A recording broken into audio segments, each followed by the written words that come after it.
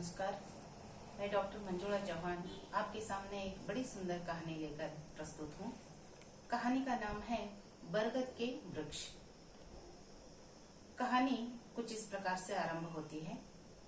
हर शाम मेरे बच्चे घर के सामने खेला करते हैं, तो मैं उनके साथ खड़ी रहती हूँ। जब तक वे खेल कर अंदर नहीं आ जाते, रोज उसी समय पर करीब 50-60 साल की उम्र शायद होगी, दो बुजुर्ग पति पत्नी घर के सामने से गुजरते हैं। पर जैसे ही मेरा घर आता है तो वे दोनों 2 मिनट के लिए वहीं पर रुक जाते हैं। मेरे बच्चों को खेलता देखते हैं और खुद खुश हो जाते हैं। फिर थोड़ी देर बाद चले जाते हैं। पहले थोड़ा अजीब लगता था, पर मैंने उस आस पड़ोस वालों से पूछताछ की तो पता चला उनकी 5 संतानें हैं, जिनमें 2 लड़के और 3 लड़कियां हैं। हर एक के 2-2, 3-3 बच्चे हैं, यानी उन दोनों वृद्ध पति पत्नी के 5 से 6 जो है पोते पोतियां हैं। पर पांचों घर नहीं आते। दोनों बुजुर्ग एक दूसरे के साथ देते हुए जीवन जी रहे हैं। मुझे बड़ा बुरा लगा। मन में एक टीस उठी। दिन भर दिल जो है भर आया। शाम को मेरे पति घर लौटे तो मैंने उन्हें उन दोनों के बारे में बताया। उनको भी बड़ा बुरा लगा। दिवाली का समय था। बच्चे नए कपड़े पहने खुश हो रहे थे। आंगन में मैंने बड़ी सी सुंदर रंगोली बनाई थी। शाम को दिए भी लगाए थे। गेंदे के फूलों से घर भी सजाया था। दोपहर में सब ने मिलकर खाना भी खाया। खाना खाकर बैठे ही थे कि बुजुर्ग आदमी हाथ में थैला लेकर जाते दिखाई दिया। मैं उठकर बाहर आई। बेटे को बुलाकर कहा, बेटा, वे जो दादाजी जा रहे हैं, उनसे पूछो कहाँ जा रहे हैं। मेरा बेटा भागता हुआ उनके पास गया और उसने पूछा। उन्होंने कहा, दुकान जा रहा हूँ, सूजी, दूध और गुड़ लाने के लिए। आज दिवाली है तो घर में थोड़ा सा मीठा बनाना चाहिए, कहकर मेरे बेटे के सिर पर हाथ रखकर वो वहां से चला गया। मैं भी उनके पास गई।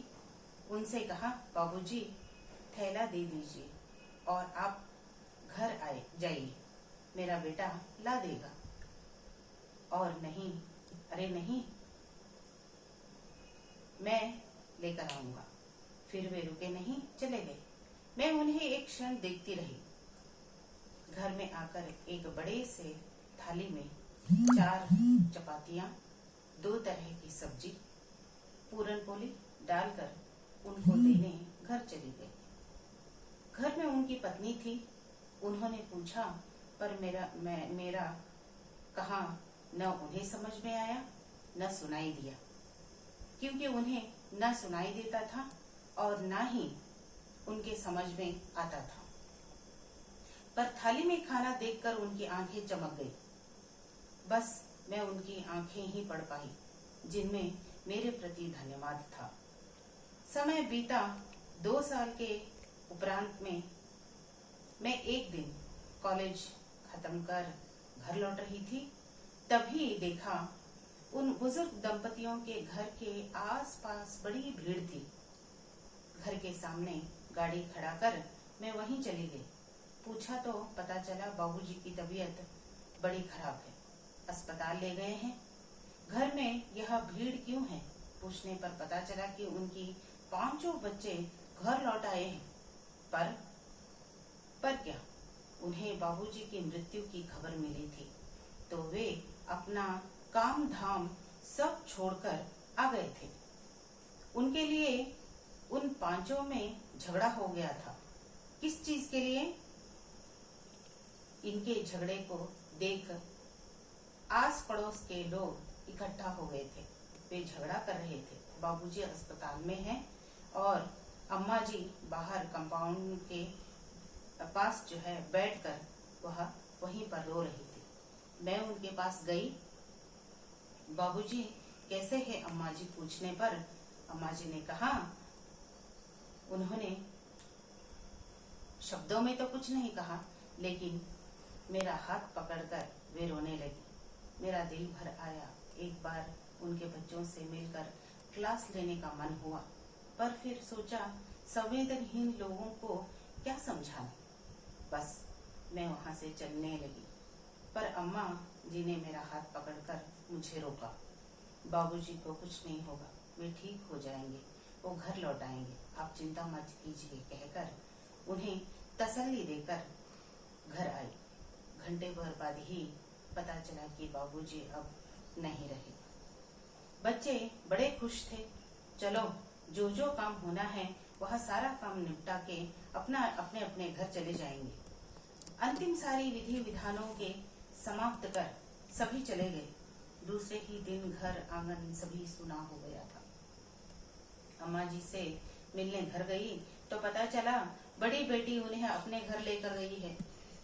थोड़ी तसल्ली तो हुई, पर चिंता बनी रही। हर शाम बच्चों के साथ इधर उधर जब घूमा करती थी तो उन बुजुर्ग दंपतियों की याद आ जाती थी। करीब 2 महीने बाद मैंने अम्मा जी को देखा। लगा शायद 2-3 दिन के लिए यहाँ आई होगी।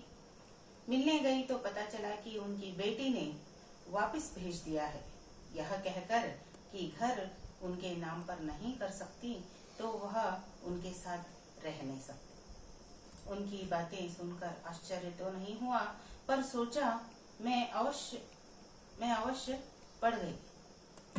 समय के साथ साथ अम्मा जी भी जी रही है, पर आज ठीक तरह से न देख पाती है और न ही सुन पाती है। पता नहीं 4 दीवारी के उस पार उनका जीवन कैसे बीत रहा होगा। रोज उनके घर को देखती हूँ और आगे बढ़ जाती हूँ। धन्यवाद। नमस्कार।